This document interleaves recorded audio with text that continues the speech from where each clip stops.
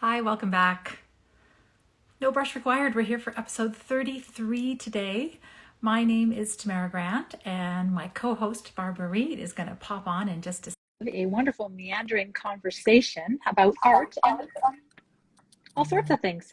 How did I get on so fast? I don't know. Is my voice off with my mouth?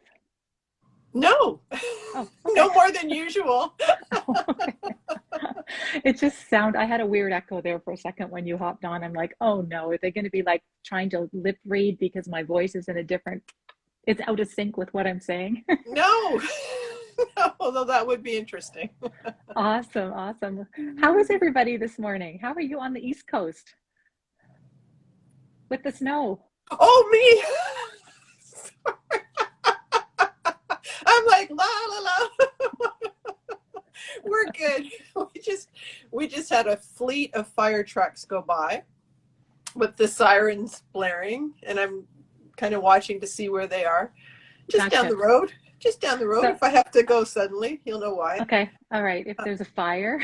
No, we're good. It's not here. So no, we're good here. And how about you? Excellent. Oh, we are fine out here. Sunny, and it's too cool for spring, but at least it's not snowing. Yeah, we had snow yesterday. I can see some people in the comments were saying that they've got snow. Our snow was flying, but it did not stick on the ground. Hi, Excellent. Pretty. Yeah, it's Hey, cold, Pretty. isn't it, Pretty? It's really cold. I have my sweater back on. Me too. Well, as you guys are checking in and saying hi, and Barb's checking on the comments, I'm going to do a quick intro. This is episode 33. I don't know how we got to 33 so fast, but that's amazing. And we have a special guest today. We are so excited to chat with Louise Fletcher. Oh, and I know most of you guys, or many of you guys, will know her for lots of different reasons, because she's a really busy lady. She's on YouTube. She teaches courses. She's an artist. She has a podcast, a little podcast, Art Juice. Some of you guys may have listened to it once or twice. Just a little one. Just a little one. Not huge at all. We're thrilled to have her here with us today, and I am going to invite her on. Let's see if I can find her. Instead of her being the one interviewing today, we're going to be the one interviewing her. She's going to be in the hot seat, as it were. Not that it's that hot. It's not that hot. Douglas said it was sunny in Seattle. I'm so jealous. Hi. Hi, Louise. Louise, so good to see you. Hang on, why can't I hear you very well? Oh, you're right. There we are. Better? Yeah, you should see my setup. I don't do things on Instagram Live, so I don't normally use my phone for things. So it's balanced on a pile of towels and propped against some books, and it's like charging on my computer because it doesn't hold a charge very long. So if I suddenly disappear, that's because the charge is gone, and I'll fix it and I'll come back. But anyway, at the moment, or the towels fell over. I love the pile of towels. Everything is very precarious. Yeah, hey, we are so familiar. We're really familiar with the jerry rigging of equipment. So yeah, just what you have to do, needs must, right? Yep. So it's evening, so I have my wine. I'm all set. So, but don't worry, I've not had much of it yet, so I'm sober. We're cheap. Well, we do have there is a what's the word I'm looking for? I've lost my words. This is menopause for you. Cocktail hour? No, we had a previous episode where we actually had scotch at 11 because we had a Glasgow artist on Robbie Burns Day. So you have to get drunk if you're with someone from Glasgow. Yeah, that's exactly. That was a fun one. It was. That was a really fun one. Well, we're just thrilled to have you here today. And we usually like to start by talking a little bit about connections, because that's how Barbara and I met. Our connection is through Instagram. We've never met in real life. We live on opposite ends of the country, and we just came together to do this and to talk to other artists. And so the connection and the community is super important to us. And you and I have a connection because you're the first person who actually made me feel like an artist. Oh. With your courses. And so I really appreciate that. I appreciate the time that I spent getting to know you. But That's our connection. And you and Barb have a connection Well, we that you have might we not have know. the Oh, you have Nicholas multiple. Wilton, the Nicholas Wilton connection, which seems to Oh, be okay. That's a yeah, very ubiquitous connection. Lots of people have yeah. that connection. It is. I would Well, say you two almost have an. everybody that we've had on, there's been the Nick connection. Yeah. That's Yeah. true. Yeah. We Nick need to is draw like a like, tree. he is the reason that I am doing this, and the reason that I mean, before I found Nick's course, I couldn't imagine. I remember um, just after I found Nick, but before I took his paid course, I went for a drink with a friend of mine, and she said, couldn't you teach art? We were talking about I hate my job and what could I Mm. do? She said, couldn't you teach art? And I was like, I have nothing to teach. No, don't be ridiculous. And I can remember that feeling of don't be ridiculous. And because of Nick and the things he taught me and the confidence he gave me, and actually directly because of Nick, because after the course ended, his course CVP, I thought I need to go through this again. And so what I'm going to do is put together a little group of people who will go through the course together, and then we'll all help each other. So I did that on Facebook, but then what happened is people were looking for me to lead it. I thought we were all going to do it together, but of course someone has to be the leader. So everyone was looking to me. So suddenly I was posting like, right, today we're doing module 2 and we're looking at design. And in the course of doing that, I found that I like teaching. And that, so again, incidental, completely accidental, nothing intentional. I had no idea I could teach people anything, but it seemed to work. So anyway, all thanks to Nick. I'm just replugging in the computer because it stopped charging up my phone. And fluff the towels Yeah, while you're there. the phone is, yeah, it's charging again now. Okay, good. And so in your previous lives, you worked in corporate, in I corporate did. in America, in Toronto. That's your other connection with Barbara because she's near Yeah. Toronto. Oh, Yeah. yeah. When were I you in moved to, Toronto? we were right downtown for a long time, at Young and Wellesley in a tower block apartment there that at the time had a brilliant view out over the city, but I gather now things have been built up in front of it, so it probably Oh, doesn't have the huge. same view. Huge. Yeah, we went there because I worked for a company, people watching in England who are my age will know it, called HMV. And HMV was a chain of music stores which opened in Canada and were desperate for people to move there to help. So my husband and I went to help with that and lived in Toronto for 6 years. And then got an opportunity. They were opening in Manhattan, in New York. So we were like, Wow. oh, big, even bigger. Yeah, excited. Yeah. So off we went to America and lived there for 15 more years. And then I just got homesick when we came home because the company by then folded and sold up and everything changed and we did other things. But when I was in corporate, for HMV, part of my job was training. I became a training manager and I trained store managers in customer service and operations and things. And I didn't, this is how things work. You don't realize how things are going to come back. But I had a very good boss who had a very strong corporate training background, adult learning education. And he taught me things about how to train people that subsequently I use in teaching art. So it's just amazing how these things come around when you don't know what you're learning. I've learned how to understand people from other cultures. Often I see artists who are either in Canada or America or England, and they speak in a way that speaks to that group of people, but they don't understand how it's going to come across somewhere else.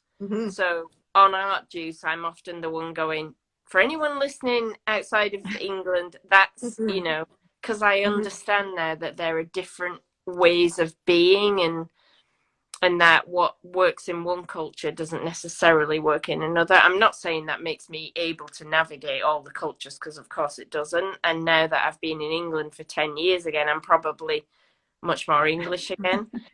But it does give you an awareness. So I always say to people, you never know what thing you've done or what thing you're doing, where it will lead you to, and what it will give you that in the future you'll use. Mm-hmm. And that's a thread that seems to run through your art practice as well. I mean, you talk about that a Yeah, lot that's in your true. videos, following the steps and not knowing and looking back and understanding what you're doing now only because you look back and see what you've done before. Yeah, it's so true.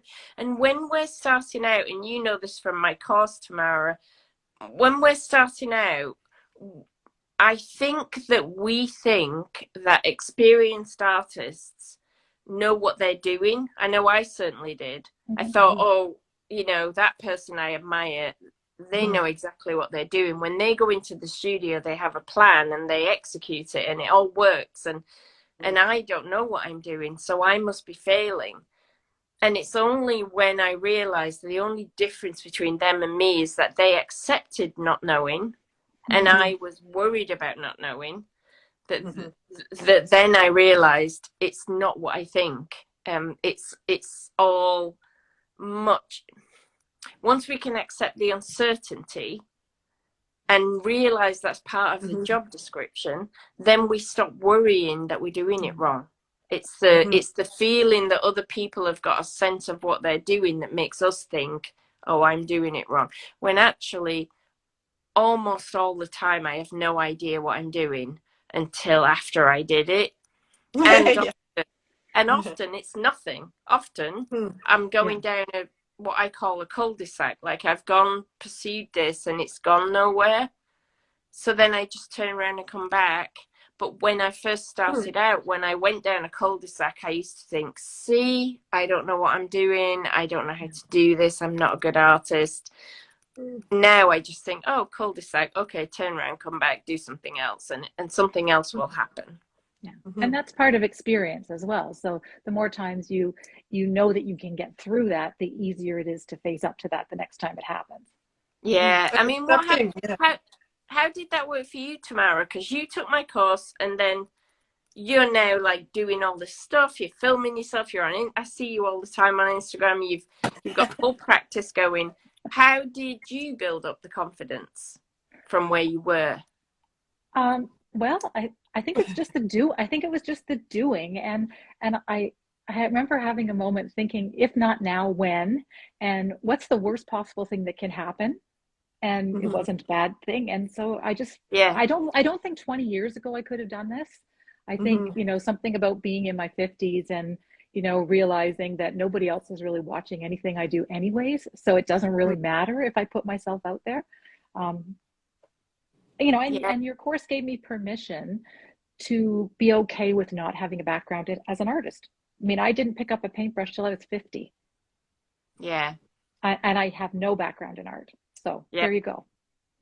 Yeah, and I have minimal. I mean, I had a little bit of education in college because I took an English degree, but it came with a minor in something else, so I chose art. And it was not a great education, but we had an art studio, we painted a bit. But after I left college, I didn't think my family, I'm seriously, it's a cliche, but I'm the first one to go to college in my family. So nobody in my family would think about art as a career.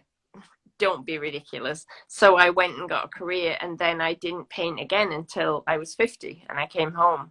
That was it, really. Occasionally doodling, occasionally drawing, because I always loved drawing, but really nothing. And Mm-hmm. and it, we tell ourselves all these things, don't we? Like, you have to have the art education, you have to have the whatever, the professional background, you have to have learned design, you have to have, but you don't. You don't have to have done any of that. You do have to work hard, and Mm-hmm. you do. Tamara, I see you all the time. You've worked hard ever since the course. You've never stopped. You do have to do that. It doesn't just come by magic, but you don't have to have had any of that formal stuff. And in some cases, I think that hinders people. I've seen people who've Mm-hmm.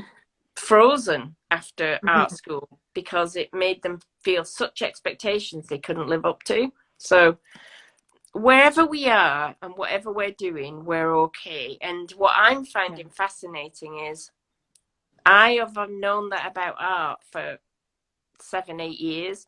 but I'm just learning that everything I'm teaching people about art, that applies to life too. That everything, if I would apply everything I'm good at in art to my life would be a lot easier to navigate through, because the wisdom that we learn from our art, that translates directly into our life. That's Nick Wilton again, but It Oh is. yeah. It is. Yeah. He's like Yeah. the grand poobah of wise words, and it's so true. yeah, And also dispelling the notion that any of us are experts. And when people think, oh well, if you're teaching or you've been at it for a few years, that makes you an expert. You're never an expert. And I like the idea too of that beginner mindset. You always have to have that beginner mindset and yeah. play. I think of it as like, even with Nick, who we all see as, further ahead than us, there are people. Nick did a podcast with Gary Cormoran, and it was really clear that Nick considers Gary Cormoran as far ahead of him on the path. You could just hear it in everything he was asking. There's always someone who's ahead of you, and there's always people you can reach out and help who are not as far as you. But it's not about talent. It's just about how long you've been doing it, what opportunities you've had to learn, where you've been in your life before. We're all at different stages, but we're all on the same journey. Nick has experienced things that we're experiencing now. He's been at that stage, and so he can help us, but someone else could help him because they're further along and he needs help to get to that next stage. And someone, the very beginner, will look at you two and say, oh, but they're so far ahead and they do this talk show and they know all this stuff. But you're just sharing what you've learned so far, but you can still learn from someone else. What we learned Yeah, exactly. yesterday. That's what I do. Or this morning. I figured this out like 5 minutes before we're doing this. Yeah, some people, true. And we're all this kind of people. Some people have to share what they know with other people. Yeah. So if I learn something, I'm dying to tell other people, oh my God, look what I just learned. So I might have only, like you say, just learned it yesterday, but I want to tell you about it. I'm not telling you I'm an expert. I'm just telling you, oh, wow, look, if you do this happens. This is cool. Yeah. And I that's such a generous spirit. And that's what we love to see. Like if you learn something, why not share it? And it feels good. It feels good to know that you're helping somebody else, maybe, avoid that little cul-de-sac that they don't necessarily need to go down, or just something that might push their own practice forward. So. And it makes you feel like you belong. I'll often post something that I just discovered that I think is brand new, and other people will be like, oh yeah, I do that too. Me too. I saw that. That worked for me. I'm like, oh, okay. I'm just like everyone else. They'll say, oh, did you know about this, this, and this? And you go, no, I haven't got there yet, but okay, thank you for telling me. Exactly. Alice, my podcast co-host Alice, was the person I found before I even found Nick who was doing that. And that's why I'll be forever grateful to her, because she seemed so much further ahead than me when I started painting again, because she was doing sketchbooks and I hadn't thought about that. And she had a studio in her house. I didn't have anywhere to work. And she started making little videos, and actually she didn't make that many of them, but she made a few little videos which I found online. And I found it really encouraging because, yes, she was further ahead than me, but her studio was a spare bedroom, and the way she spoke was still very down to earth. And I thought, okay, it's not like she's in a vast warehouse doing amazing, giant canvases. It's attainable for me. So she was doing what we're talking about. She was sharing, okay, here's where I am, here's what I've learned. And I had not found any real life artists, people around me who were willing to share in that way. It was much more cliquey and everyone knew each other already, and I couldn't break into that. And they looked down on me because I didn't have any skills yet. So why would they let me into their little group? But online, it was much more generous. And Alice was the first person, then Nick, and then various people since then who were just willing to share everything they knew. And now it feels to me like I want to do the same thing. Mm-hmm. But I don't feel comfortable with it when people see you as the expert. So then Mm-hmm. people will ask me questions that I have no idea of the answer to. I don't know about oil paints. I don't know. There's all sorts I don't know about. Yeah. And people ask you, you must experience this too. They ask you things as if you are now the expert because you're sharing, but actually you don't know. So I just say, I don't know. Yeah. Need to ask But I think somebody people who knows better. but people appreciate that, and then I think you find people who know, and they become part of your kind of your community, artist community. So Yeah. it seems to work out that way. I have to Mm-hmm. teach grade 8s tomorrow, a collage workshop, and I'm a little bit petrified, even though I do a lot of mixed media. It's like, but How old is grade 8? How old is that? how would they be? 12 or 13. Right. Okay. Yeah, old enough to to be able to look and go, she doesn't know what she's talking about, or maybe still They won't maybe do still that. They'll young think enough. of I it. figure if I flash lots of cool collage papers and things. But yeah, there's always a nervousness when you're Yeah. approached and asked to do something, right? Yeah. My Even boss, though when you're a I was, teacher. Yeah. yeah, Sorry, Barb Yes, was and a teacher. yes, I when I was a was in, when I was Sorry. training, my boss, the one I mentioned, he used to say to me, just remember, because I'd be so nervous to stand up in front of a group of people, lots of whom were a lot older than me, a lot of men in quite a sexist environment, and I was going to train them. And he'd say, just remember, they think you know what you're talking about, and they have no idea that you might not. And so, as long as you act the part, and I remember he said, no matter what happens, just act as if you know what you're doing. And oh God. this one particular day, I missed a page of my notes. So I was doing training about customer service or something, and I missed a whole page, and it made no sense. And I was like, okay, do I go back and say I've forgotten a page, or do I just plow on? And I just plowed on, and Yes. no one noticed. They were like, okay, she knows what Yeah, she's doing. they So don't know that you missed something, right? kids will assume you know what you're doing, and they will just go along with it. The only time is when they sense the weakness. If you show them that you're nervous, Yeah. then they'll Oh like yeah. sense the weakness. So And don't they'll let go Okay. in for the kill. Don't show weakness. I will not. No, it'll be good, but it's like, wow, 45 minutes. I gotta come up with something. But anyways, It'll fly by. how did you connect with Alice? Was she someone you knew locally, or you just saw her online? No, I found her online, and because, like I say, there were very few people at that point sharing things, and she was Mm-hmm. doing these things which encouraged me. Mm-hmm. So I messaged her, and again, Nick comes into it. So I messaged her and said, oh, I really admire your work, and I'm a bit stuck with mine. And she said, there's a free workshop coming up in a few weeks that I took that you might be interested in. And it turned out she was doing the affiliate promoting for Nick. Mm-hmm. Yeah. But only because she really believes in it. But she was doing that. And so I watched Nick's workshop, and then she set up a small free Facebook group to help people go through CBP. Mm-hmm. So I joined that with a bunch of other people, Cassia Clark and Faye Bridgewater, I remember, and Oh my various God. people who are doing Yeah. amazing things Yeah. now. Yeah. They were all taking that course the same year as me. And Alice set up this little group, and it was just us, and she helped us through the course, and she did little videos about it. And Mm-hmm. then... So we did that. Then she set up her Connected Artists Club, and we all Mm-hmm. started paying to be part of it. And then she ran a retreat, and this was the life-changing thing for me. She did a retreat with a life coach called Georgina Noel, who Yes. you can find on Facebook or Instagram. And the retreat was 2 days in Alice's house. And I remember I was really struggling for money at the time, and it was £800 to go. I think the fee wasn't £800, but my hotel room, it would make it Mm-hmm. £800.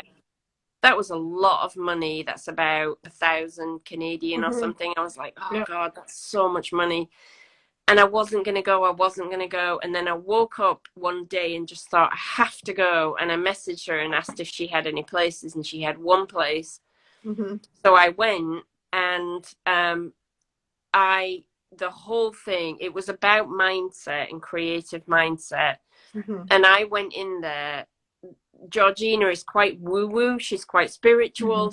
That's not me at all. And Georgina said you were metaphorically sitting in the corner with your arms folded, like, okay, show me. Yeah. Actually.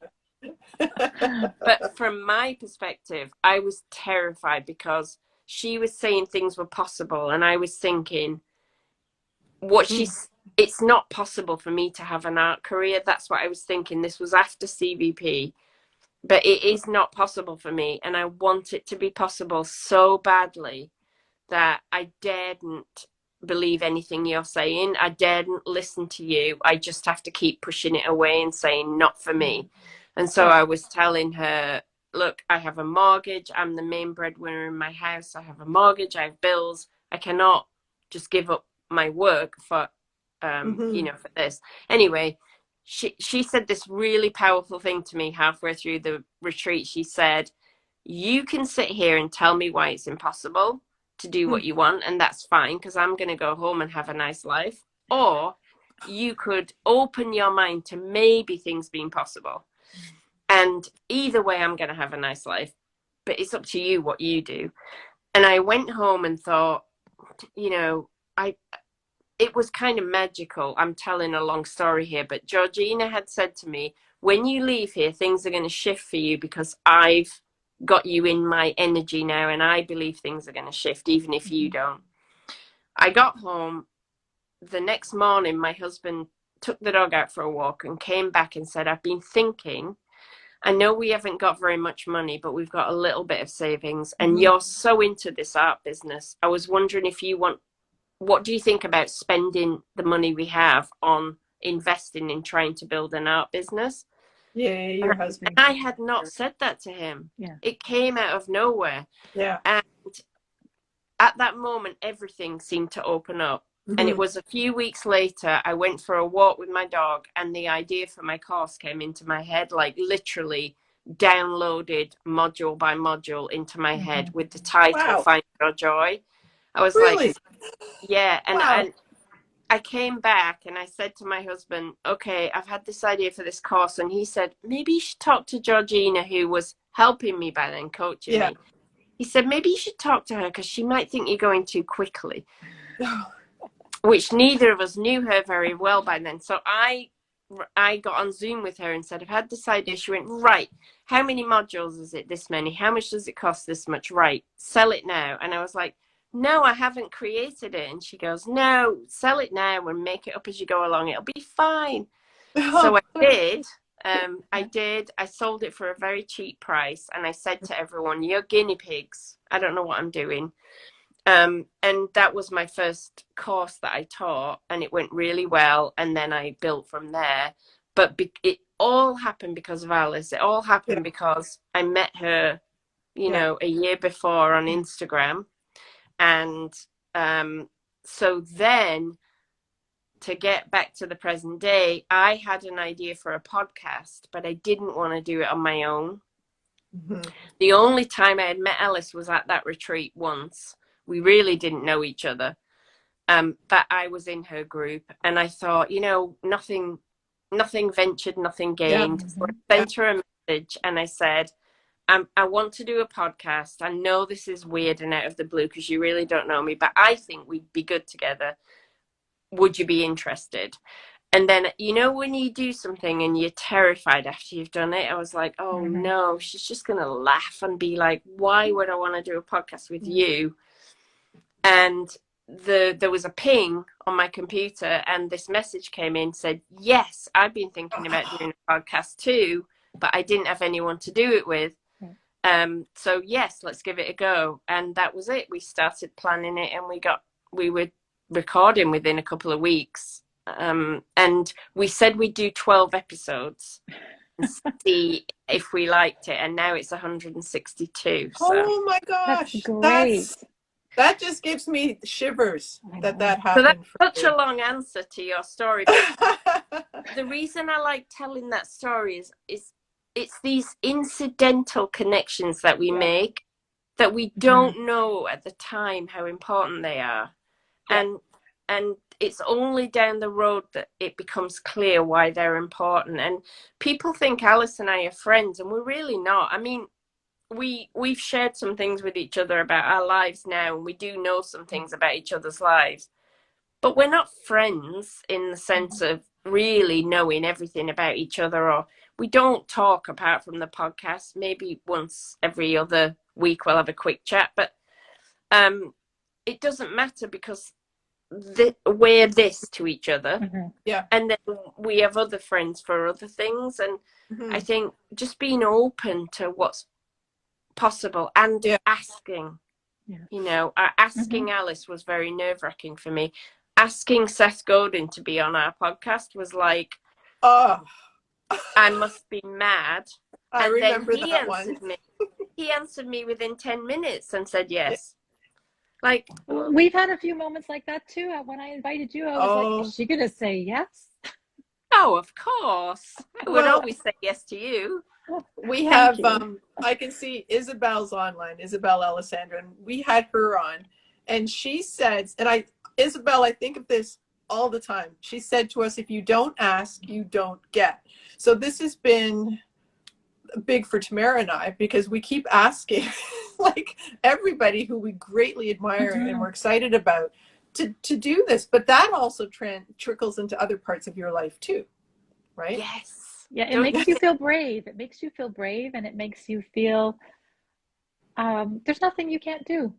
That's right. If it doesn't work out, it doesn't work out. And it maybe wasn't supposed to.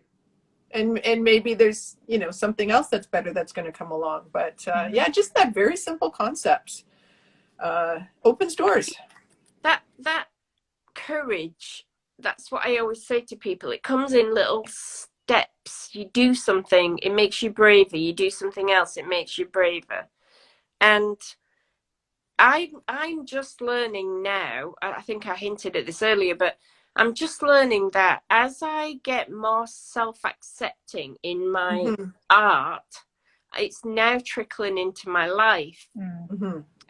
Because I'm a person who has consistently had horrible voices in my head, like many of us have, just all the time. And I wasn't aware of it. I just thought that was normal, the things I was thinking. But things I would never think about another human being, I would think about myself. And the amount of pressure I would put on myself to be perfect in every area. And then, of course, I'm not. So when you're not perfect, then you beat yourself up. And becoming more self-accepting of whatever I create and not editing as much as I was doing and letting things just be for a while. Just in the last few days, I've just been thinking, I did that wrong. Thinking about life now, I might think I made a mistake there. I shouldn't have done that. But it's all right, because that's just because I did. So, all right, well, I made a mistake. Or you know, I'm really, in recent years, because of my age and whatever, I've put on weight. I hate that. Just letting myself be, all right, well, that's what's happened. So there's no point in every morning telling myself how horrible I am, because that's not going to fix anything.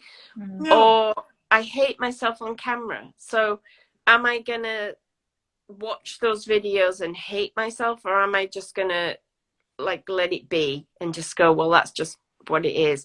And I think it's so important to realize that whatever you do in your art, it does come through into your life. And that's why we're so lucky. Other people don't get this. I just think we're so lucky. I do too. And actually being aware of how fortunate we are is also important too. Yeah. We're getting so many amazing comments. I don't know if you've been following them. I mean, I don't know if I can. Hard to read. See some now. It is. I've been trying to keep one eye on the comments, and you know, it's just, I think you're really helping people and clearly helping people a lot. I keep forgetting other people are there, and it's not just the three of us. So 162 apparently. This is a big crowd for us. It is. It's really great. And it's funny that you say you don't like yourself on camera, because that's how many of us found you, is your YouTube channel. Exactly. No, I could honestly, or on the podcast, I have to listen to that if I have to edit it. and I have to listen to it to write the show notes that go with it. I dread it. And I hear myself and I think, shut up.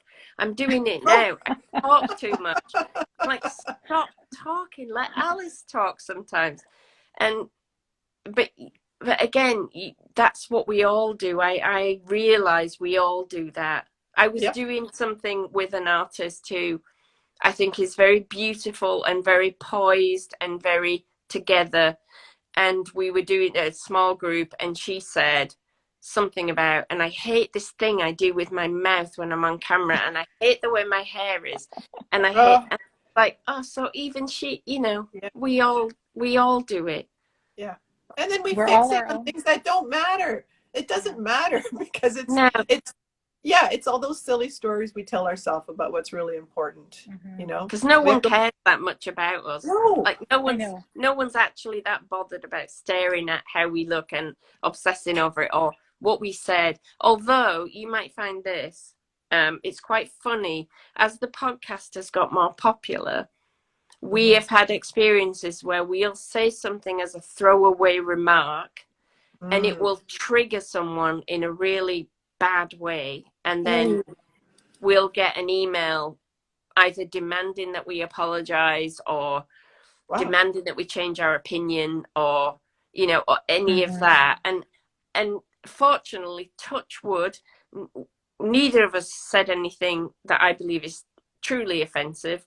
But for somebody, it's been offensive or it's upset them or, and it's just, I find that quite difficult because it's just, I say what comes out of my mouth. I don't edit it. I'm honest. And then that's going to mean that sometimes I say something you don't like. And to give you an example, Alice was one day talking about wanting to lose a few pounds and not liking having some kind of weight on her belly. And someone got very offended because they're in the body positivity movement and you shouldn't talk that way. And it's bad for everybody when you speak that way. But Alice was talking about herself, and so she was just having an honest moment of saying, this is how I feel. She wasn't lecturing anybody about anything. And that's difficult. The more public you get, the more you're trying to balance, not offending anyone, but being honest and just being yourself. And you know, we live in cancel culture era right now. So oh my gosh. It can be difficult, right? Yeah.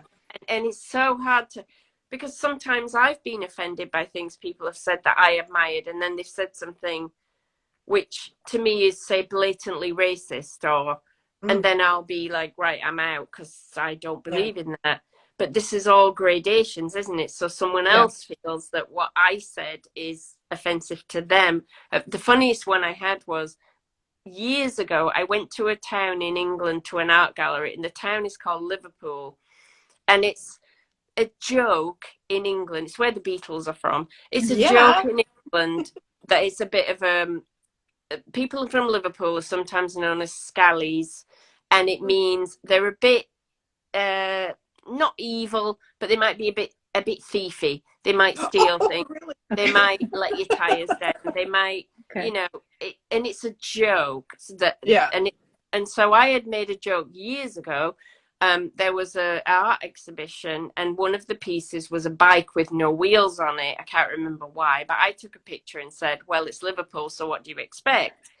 And years later, this young girl wrote to me, my mother and I are really big fans of yours, but we just went through your Instagram account and we demand you take that post down about Liverpool. It's offensive. Oh, geez. And I was like, no, you know what? I'm not going to, because it was a stupid joke. It wasn't even that funny, but it was a joke. And maybe, so am I going to watch every single thing I say?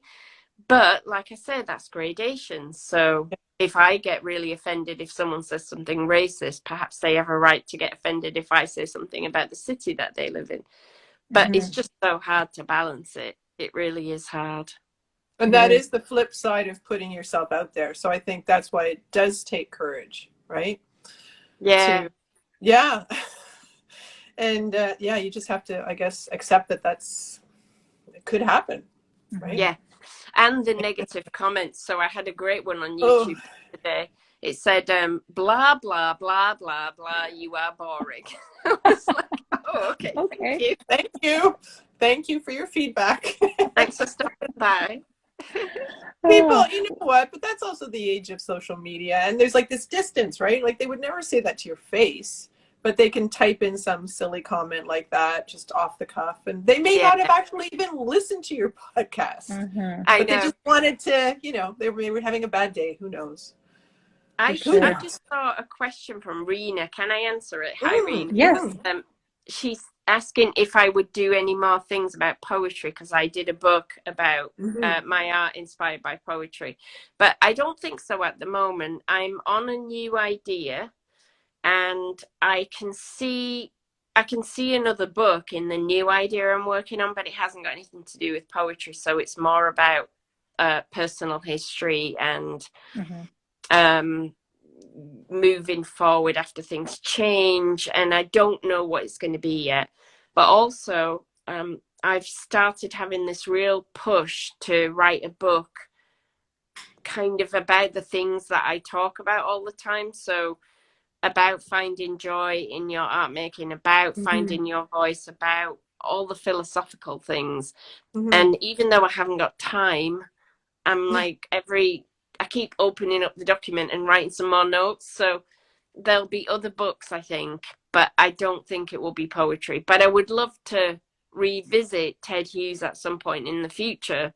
But it's just at the moment, I feel like I've gone as far as I could go with that. Mm-hmm. Mm-hmm. Well, I'm going to put in a little vote for you to write something more because really the combination of the words that you wrote in that book and the images was just brilliant. It was lovely to look at. It was lovely to read. It was Oh, lovely to thank hear you. your authentic voice explaining the whole process and how you really didn't know what you were doing in the beginning, which was so Yeah. refreshing for people to admit, you yeah. know? Yes. That was So, so. When I got a publisher for that book, I thought, oh God, I don't know what I'm doing. So I went out looking for a coach because the publisher is a Mm, small publisher and they mm-hmm, don't have really an editor or anything. So I found this writing coach and in America, and he'd done mm, all sorts of great books and worked with all sorts of great writers. But when we started working together, I sent him a horrible draft. It was terrible. But all his ideas were so much worse than anything I'd written. And he wanted me to basically write a love story where I was in love with Ted Hughes and who is, by the way, everybody, long dead. So I was supposed to write this story, was in love with this long dead person I'd never met, and then weave it into an autobiographical development story. And I was thinking, no, once I worked with him, no, I know what I want to write. I want to write a book about the creative process, about how it actually works. And yes, the inspiration, but then all about the ups and downs and how you mm-hmm, find your way with it. And I'm so glad I did that rather than I did try at first to follow his instruction, but it was so fake. It wasn't, that's not yeah, the truth of yeah. what happened. So I don't want to write that. And it made me sound like some teenage Donny Osmond fan or something. That isn't Puppy what love. it's about. Yeah. Yeah. Well, I wonder if we could just move over and talk a little bit about the course that you have. I don't mean to rush our Mm, conversation, but Oh, I yeah, want to no, make that's sure that fine. we do talk about your upcoming free taster course, which is how I first actually no, I found you on YouTube and then I took your free taster course. And I think a lot of the people here probably have as well. But if you wanted to talk a little bit about that, and we may have some questions about you as a teacher and as we go on, we only keep on here until about noon because if we go longer than an hour, we can't be Okay. guaranteed to we have to save. It actually, won't it yeah, won't let like, us save the replay if we go more than an Okay. hour or it's You questionable. tell So me, I'll try and we talk will. really briefly. I'll be really concise. No, we So, just wanted to make sure we had time to talk about it. yeah. so the taster courses, everyone knows that everyone does a free course and then they do their full course. I think it's really important because um, it gives you a chance to learn if you're going to like that teacher or not. That's Mm-hmm. why I do it. It's a good chance for me to demonstrate how I teach and for you to decide, yeah, for me, no, not for me. And because many people can't afford to go on the longer courses. But if you make the free course valuable, that's what I learned from Nick. His free course was amazing. It blew my mind. Yeah. It taught me things that I'd been struggling with for so long. And so I want people to have that same experience. So we do 8 days, and it's a mindset course, really. Find Your Joy. It's not a technical how to paint course. It's a course about opening up the possibilities in your mind, just the way I described happened to me at that retreat. Once I opened up my mind to maybe this is possible, everything changed. While I was worried, tense, stressed, I couldn't let in all the good things. And so it's about that. It's 8 days. It's all on video, so you don't have to be there live. It's all delivered by email, but then I do live Q&A sessions, which are recorded if you miss them. And it's really intensive. For that 8 days, it's like something every day. I'm really trying to give you as much as I can in that 8 days. And then clear your calendar. Clear your calendar if you're going to you'll be busy. You really get a lot out of it. Yeah, you'll have a lot of painting to do. You'll have a lot of thinking to do. You'll have journaling to do. You'll be really in it. And you can't save it for later. So you can only do it live for a few weeks every year. And that's on purpose, because it really doesn't work if we're not all doing it together and we're not all fully engaged. It's such an important process that I can't just leave it out there on the internet for you to follow along at your own pace. You wouldn't get out of it what you need to get. So, and it's not, some of these free courses are all recorded in advance and you just get the email, but this is a combination. Some recorded, then you do the work, you do the painting exercise, then we get together and talk about it on a Zoom call. I have coaches, it's not just me. I have 6 former students who help me. And also in the free course, usually about 20 people who took the course before and are willing to just help me as volunteers, because it's a big group usually, so that we can encourage and answer as many questions as possible. And it's totally free. So, yes, I will do a sales pitch at the end, because I am so passionate about this. Like, I really know that I can change people's lives if they let me. So I really do a sales pitch at the end, but you can totally just ignore me. You can switch me off and go your own way if you don't want to do that. I still think the 8 days is really worthwhile. Yeah, So lots of people asking when it is. When and how they can sign up? It starts on May the 20th, and you can sign up now by going to my website, louisefletcherart.com. And there is a menu at the top of my website. It's on the homepage if you scroll down, but also there's a menu and it says for artists. If you click that, it says learn with me and Find Your Joy taster courses there. Or you go to my homepage, you just scroll down a bit, you'll see an advert for it. But you can just sign up, and everyone's welcome. There's no limit to the number of people that we get. And we start May 20th. Okay. And you're probably going to be running things on Instagram, so if people don't catch it on your website, they'll find it in your stories with a link for sign-ups. Yeah, it'll be somewhere. It'll be on Instagram. It'll be in my newsletter if you're on my newsletter list. It'll be on Facebook. You won't be able to ignore me when it gets close.